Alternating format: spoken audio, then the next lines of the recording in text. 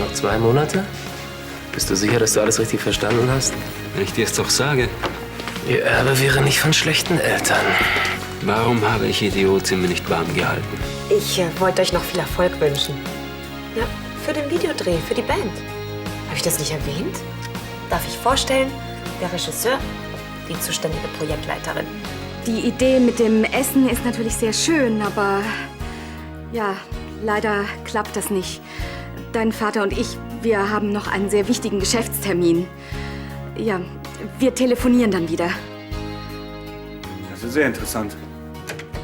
Es gibt keinen Geschäftstermin. Und ich habe immer Zeit für Felix. Also, warum lügst du?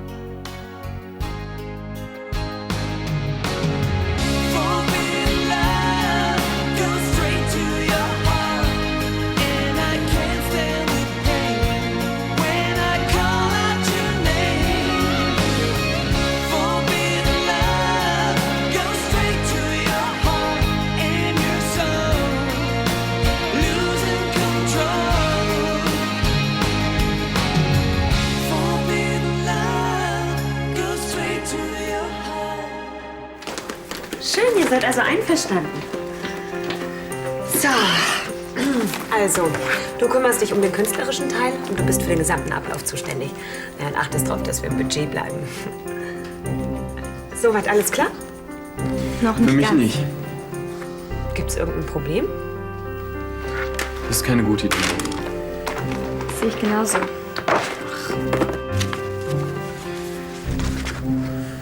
Warum hast du Felix gesagt, dass wir keine Zeit haben? Ja, aber du hast doch dieses Meeting heute Abend. Was? Welches Meeting? Du hast mir doch selbst davon erzählt. Oder war das deine Sekretärin? Ich habe heute Abend nichts mehr vor. Soweit kenne ich meinen Terminkalender. Du bringst da effektiv etwas durcheinander. Dann habe ich mich wahrscheinlich geirrt. Ja, ganz sicher. Davon abgesehen hättest du mich wenigstens fragen können, bevor du Felix absagst. Wenn er schon einen Schritt auf mich zumacht. Ja, es war dumm von mir. Naja, so ein Drama ist es nun auch wieder nicht. Freu dich doch, dass Felix mit uns essen gehen will. Ruf ihn noch mal an. Natürlich. Und für den Fall, dass sowas noch mal passiert. Felix ist mir wichtiger als jeder Geschäftstermin.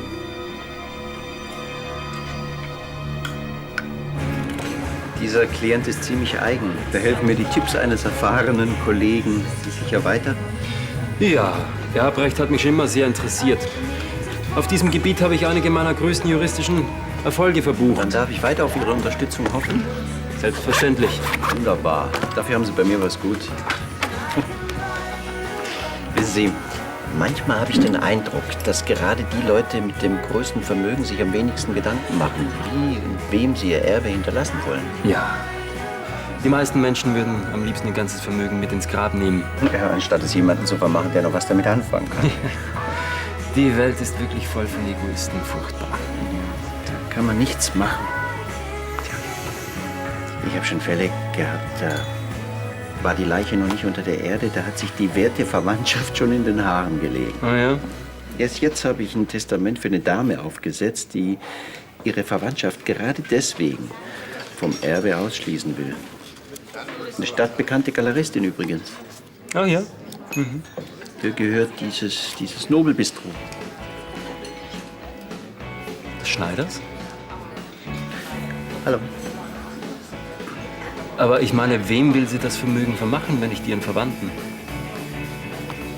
Einer Stiftung für bedürftige Künstler. Ja, bitte? Kaffee, bitte. Ist doch unglaublich, oder? Ja. Tja, schade. Ich habe eigentlich gedacht, die Aufgabe würde dir Spaß machen. Ja, unter anderen Umständen schon. Ich muss los, Franzi wartet auf mich. Ja, klar. Tschüss. Was sollte das denn eben werden? So eine Art Verkupplungsaktion? Ich kann zwischen Job und Privatleben unterscheiden. Alexa und ich, das kann nichts werden. Nur weil ihr euch gerade getrennt habt? Ja, stell dir vor. Und deshalb lässt du mir so eine Chance entgehen, ne? Ich hab einfach keinen Bock, Alexa ständig über den Weg zu laufen. Ja. Mit der Einstellung wirst du es aber nicht weit bringen im Filmgeschäft. Du hast Henning noch damals auch die Teilhaberschaft gekündigt, weil du es nicht mehr ertragen konntest, ihn zu sehen. Ich konnte es mir aber im Gegensatz zu dir auch leisten. Mann, Felix. Sieh es doch als Herausforderung.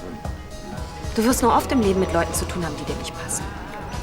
Mit denen muss ich aber nicht abhängen, Glaubst du wirklich, du kannst dir das aussuchen? wenn ich erstmal bekannt bin. Dann gibt es immer noch Redakteure und Produzenten und 1000 andere Leute, die ein Wörtchen mitzureden haben. Und du machst jetzt schon solche Zicken.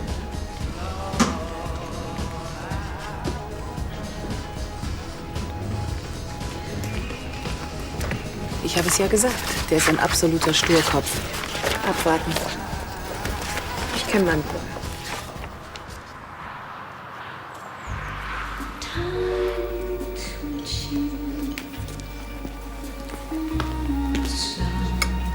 So, Dankeschön. bitteschön. Haben die Damen sonst noch einen Wunsch? Den würden Sie uns doch ohnehin von den Augen ablesen, oder?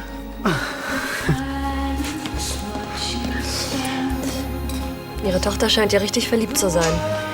Ja, ist ihr auch zu gönnen. Sie hat so viel durchgemacht in letzter Zeit. Auf das Glück von Marie? Auf das meiner beiden Kinder. Und eine baldige Versöhnung mit Felix. Sind Sie wirklich so sicher, dass Ihr Plan aufgeht? Ach, glauben Sie mir. Für Beatrice gibt es keine schlimmere Vorstellung, als wenn Martin von ihrer Tablettensucht erfährt. Sie wird also die Aussöhnung zwischen Felix und ihrem Ex-Mann verhindern. Es bleibt ihr doch gar nichts anderes übrig. Oh, den Eindruck macht es im Moment allerdings nicht. Ach, das sind ja die beiden. Entschuldigt, wir sind spät dran, ich weiß. Hallo. Das ist uns gar nicht aufgefallen. So können nur Verliebte reden. Hey, habt ihr schon bestellt?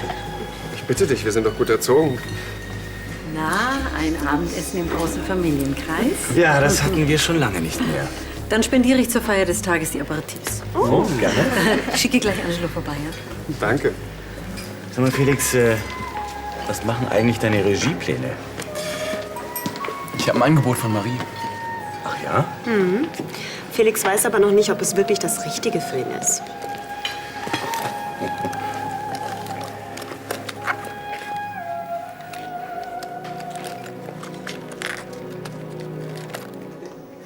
Dafür, dass die Gute bald das Zeitliche segnet, wirkt das tapfere Schneiderlein noch ziemlich munter. Ihr Testament hat sie gemacht. Mhm. Und wenn du willst, dass sie es ändert, dann musst du langsam Gas geben. Auch in 8 Wochen kann man so manches bewirken. Was ist denn überhaupt mit ihrem dusseligen Neffen? Hat der nicht eigentlich Anspruch auf ihr Erbe? Offenbar haben sie sich zerstritten. Ihr hat es wohl nicht gepasst, dass er sich in die Karibik abgesetzt hat. Na, da hat er ja Glück. Am Ende hätte ich ihn noch für dich beseitigen müssen. Wie du siehst, bin ich der Einzige, der als Erbe in Frage kommt. Das musst du der Alten aber noch verklickern. Ob da ein paar blumige Worte genügen? Ich weiß noch ganz genau, wie du die flotte Charlotte abserviert hast. Charlie ist so scharf auf mich, die kommt von alleine zurück. Genau das war ja dein Problem. Weißt du nicht mehr, was du alles unternommen hast, um sie loszuwerden? Ach mein Gott. 2 Monate werde ich gerade noch überstehen. 2 Monate können sehr, sehr lang sein. Ist ja auch eine Frage der Verantwortung. Ich kann es ja nicht zulassen, dass sie ihr gesamtes Vermögen an eine Bande heruntergekommener Straßenmaler vergeudet. Ah, deine soziale Ader, ja? Spielst den vertrottelten Liebhaber. Luci, Luci, wie selbstlos du bist. Ich muss die Verträge aber spätestens morgen früh rausschicken. Ja, dann tun Sie das. Und, schmeckt's Ihnen? Ja, ausgezeichnet. Aber Sie wollten doch noch die Klausel wegen der Drehzeiten ändern. Nein, ich kann mich darauf jetzt nicht konzentrieren. Oh nein, Papa, bitte keinen Witz. Doch. Lass ich mir nicht nehmen. Wir scheinen sich ja prächtig zu amüsieren. Ein Schauspieler trifft den anderen Schauspieler. Sagt der eine zum anderen, du, ich habe dich letztens im Bus gesehen. Fragt der andere, und, wie war ich? Gar nicht, dass du so viele Witze kennst. Das ist mir allerdings auch neu. Ich weiß noch einen besseren. Martin hätte Entertainer werden sollen. Wollen wir nicht lieber aufbrechen? Ich werde schon dafür sorgen, dass ihm und seiner Göttergattin das Lachen vergeht. Ich trinke noch ein Glas Rotwein danach. Du auch noch ein Glas, Schatz? Was hast du gesagt? Ein Glas Rotwein. Einen Moment noch, ja? Einen angenehmen Abend. Und wenn ich dir noch einen Tipp geben darf. Die Crêpes Framboise sind ausgezeichnet. Danke. Ich mag kein Dessert. Vielleicht deine Frau. Ein kleines Laster wird sie doch haben. Hat Martin dir eigentlich schon mal erzählt, wie er als Student Geld verdient hat? Ja. Aber dir habe ich schon erzählt. Du könntest das Promotion-Video für einen coolen Sänger drehen und lässt jetzt wegen Felix durch die Lappen gehen. Ist noch Grund genug? Sorry, der Saft ist alle. Wasser ist auch okay. Haben wir auch keins mehr. Ich kann dir höchstens einen abgestandenen Rest Cola anbieten. Danke, lass mal. Ja, seit Andi und ich alleine hier wohnen, geht fast mein ganzes Geld für die Miete drauf. Dann könnt ihr wenigstens ab und zu mal den Kühlschrank für euch auffüllen. Macht er ja auch. Tom gibt auch noch was dazu, aber irgendwie reicht's vorne und hinten nicht. Siehst du, ich sag's ja. Alles spricht für den Job bei Marie. Guck mal, sie zahlt garantiert nicht schlecht und ich fände das super interessant. Franzi. Hey, Sophie hat doch bestimmt gar nicht mit Felix zu tun. Nö. Ich müsste nur alle Geldangelegenheiten mit ihm durchkauen. Und er kapiert bestimmt wieder nicht, dass wir nicht in Hollywood sind, aber sonst. Ja, ich meine, so muss er natürlich denken, dass du immer noch nicht mit eurer Trennung klarkommst. Mann, Alexa, du wärst echt ziemlich blöd, wenn du dir den Job seinetwegen entgehen lässt.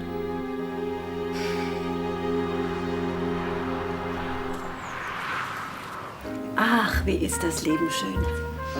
Du meinst ohne Lukas? Wie konnte ich, dummes Schaf, nur auf so einen geldgierigen Schnösel reinfallen? Ich muss vollkommen verrückt gewesen sein. Du warst verliebt. Was aufs Gleiche rauskommt. Oh, darauf hatte ich gehofft. Oh, Charlie. Matthias. Darf ich vorstellen? Cécile de Marron, Matthias Grote, Rechtsanwalt und ein guter Freund von mir. Freut mich sehr. Hallo. Na nun, spann mich nicht auf die Folter. Herr Roloff scheint ein sehr guter Jurist zu sein. Du weißt, was ich meine. Du kannst ganz offen reden. Also, er ist sofort in die Falle getappt, als ich dein Testament nur erwähnt habe. Er hat zwar ganz unbeteiligt getan, aber er wollte unbedingt wissen, wem du denn nun dein Geld vermachst. Wahrscheinlich kriegt er graue Haare bei dem Gedanken, du könntest mit deinem Geld mittellose Künstler unterstützen. Das war auch mein Eindruck. Ja, vielen Dank. Du hast mir sehr geholfen, Matthias. Gern geschehen. So einem miesen Schwindler muss man doch das Handwerk legen. Wenn ich dabei helfen kann, umso besser. Diese Leute bringen unsere ganze Branche in Verruf. Darf ich dich zum Frühstück einladen? Danke. Andermal. Ich muss meinen Klienten jetzt noch zeigen, dass es auch noch ehrenwerte Anwälte gibt. Ich revanchiere mich bei Gelegenheit. Nicht nötig. Schönen Tag noch. Tschüss. Ja, und jetzt können wir wetten, wann Lukas wieder aufkreuzt. Der wird schon nicht lange auf sich warten lassen. Was hast du denn jetzt vor? Erstmal werde ich ihn in Sicherheit wiegen und dann hole ich mir mein Geld zurück. Nein, nicht wenn Alexa dabei ist. Machst du mir einen Kaffee, bitte? Ja, klar. Okay, bis dann. Habe ich gerade richtig gehört? Du lässt wegen Alexa ein Regieangebot sausen? Selbst wenn, dann ist es meine Sache. Wenn Blödheit wehtun will. Halt einfach die Klappe an mich. Oh. Hau mich bitte nicht. Bitte schön. Sag mal, hast du ein Problem damit, Alexa zu sehen? Nein. Es könnte bei ihr was so ankommen. Wieso das denn? Ja, was soll sie sonst denken? Ich will einfach nur meine Arbeit machen, okay? Und ich habe keinen Bock, dass sich Alexa da reinhängt. Und ich dachte, du wärst ein echter Profi.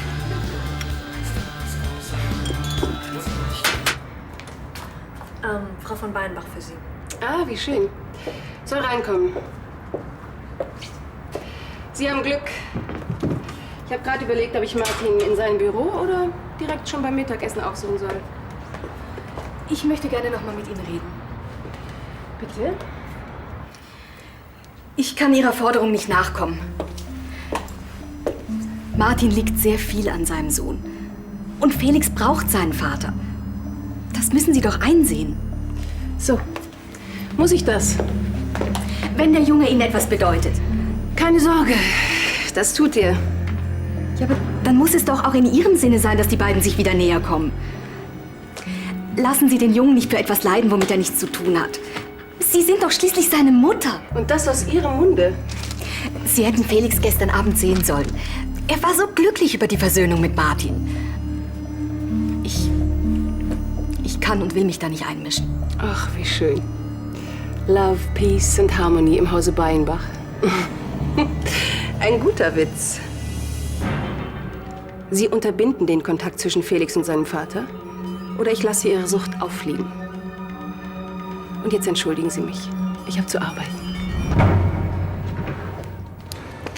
Ist alles in Ordnung? Sie sehen so deprimiert aus. Naja, offen gestanden ist es mir peinlich, dass ich Ihnen neulich zu nahe getreten bin. Ach, schon vergessen. Wissen Sie, es gibt Dinge im Leben, die kann man im ersten Moment gar nicht verstehen. Aber wenn man dann darüber nachdenkt, ich glaube, die Trennung von Charlie macht mir mehr zu schaffen, als ich anfangs dachte. Wollen wir uns setzen? Ja. Ich darf doch so offen sprechen mit Ihnen. Natürlich. Ich dachte nur, dass Sie gar nicht so viel für Charlie empfinden. Nein. Ich wollte mir einfach nur nicht anmerken lassen, wie wichtig sie mir ist. Als ich sie gestern im Krankenhaus sah, nein, schon davor, als sie so hilflos auf dem Boden lag, da habe ich einfach gespürt, wie sehr ich sie liebe und dass ich für sie da sein will. Sie haben sich Sorgen gemacht. Ja, mehr als das. Als ich sie am nächsten Tag gesund wiedergesehen habe, da war ich so glücklich. Glauben Sie? Ich meine, wäre es denkbar, dass ich ihr noch etwas bedeute? Vorstellen könnte ich mir das schon. Würden Sie es denn gerne noch mal mit ihr versuchen? Also, wenn ich ehrlich bin, es ist mein größter Wunsch. Dann drücke ich Ihnen die Daumen, Lukas. Ich muss nur jetzt leider los. Ich bin noch verabredet. Ja, ja, natürlich. Wiedersehen. Wiedersehen. Hoffentlich bis bald. Ja.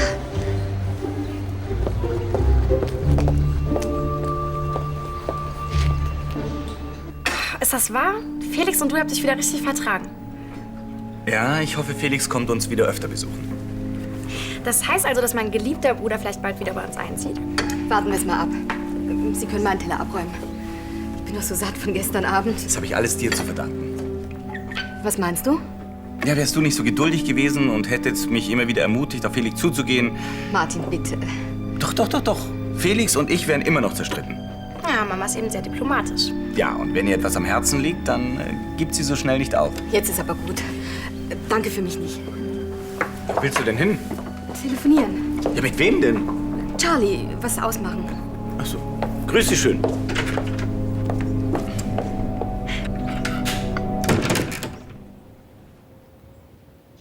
Und du bist dir sicher, dass du nicht gleich wieder abspringst? 100%ig. Ich glaube eh nicht, dass Alexa noch einsteigt. Und falls doch, was soll's? Finde ich gut. Alles andere wäre albern gewesen. Kaffee? Gerne. Ich trinke mal einen mit Milch. Natürlich.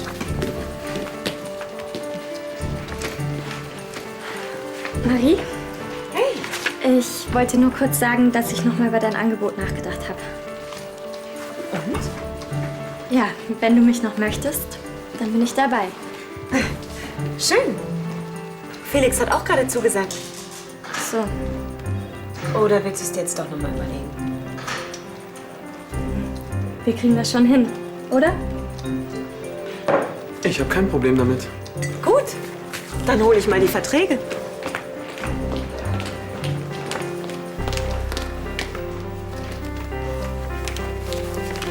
So, hier. Wie ihr genau vorgeht, müsst ihr unter euch ausmachen. Klar. Habt ihr eure Namen vergessen?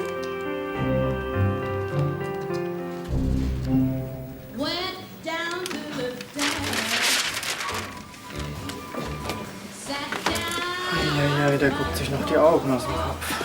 Soll er? Grazie. Prego. Ach, Angelo, würden Sie Ihre Chefin wohl fragen, ob sie kurz für mich Zeit hätte? Wenn Sie wünschen. So, jetzt reicht ihm das Gucken nicht mehr. Na also. Lukas, was kann ich für dich tun? Charlie, würdest du mir bitte einen Moment Gesellschaft leisten? Was gibt's? Zwischen uns ist doch alles geklärt. Ja, ich weiß nicht, wie ich es dir sagen soll. Ach, du bist doch sonst nicht auf den Mund gefallen. Guck mal, mir ist klar geworden, dass ich einen Fehler gemacht habe. Es war dumm von mir, mich von dir zu trennen. Ja, ich stand immer an deiner Seite. Auch als du so krank warst. Aber das hatte für dich ja keine Bedeutung. Aber doch nur, weil es mir peinlich war, plötzlich vor dir als Krüppel dazustehen. Warum erzählst du mir das? Willst du mir wehtun? Bitte bleib. Guck mal, unsere Gespräche, die Ausstellungen, die schönen Stunden zu zweit. Das fehlt mir. Auf einmal, ja? Charlie, du bist die einzige Frau, mit der ich jemals so etwas wie Glück empfunden habe. Glaub mir. Ist das dein Ernst? Ich würde dich nie belügen.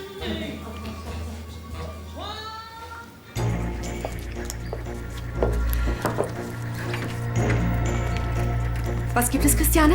Felix hat vorhin angerufen, als Sie im Park waren. Sie möchten ihn doch bitte zurückrufen. Danke. Soll ich vielleicht zum Abendessen für ihn mitdecken? Noch ist ja nicht Abend. Sonst noch was? Nein.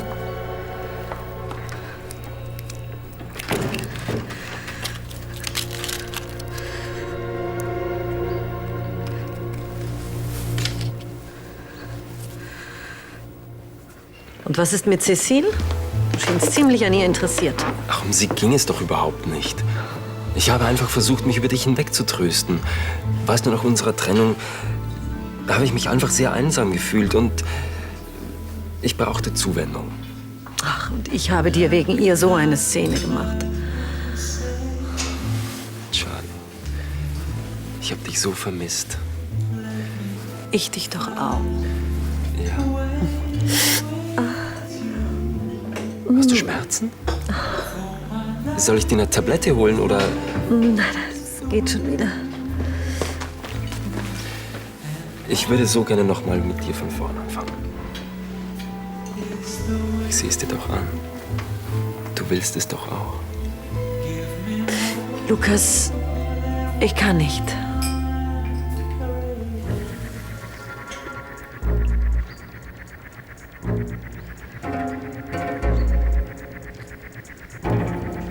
Daniel, haben Sie meine Frau gesehen? Danke.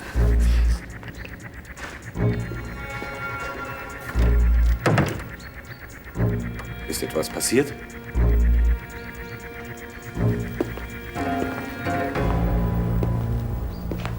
Schatz, was ist los mit dir? Du hast mich immer für eine starke Frau gehalten. Ja, das bist du doch auch. Das war ich vielleicht mal.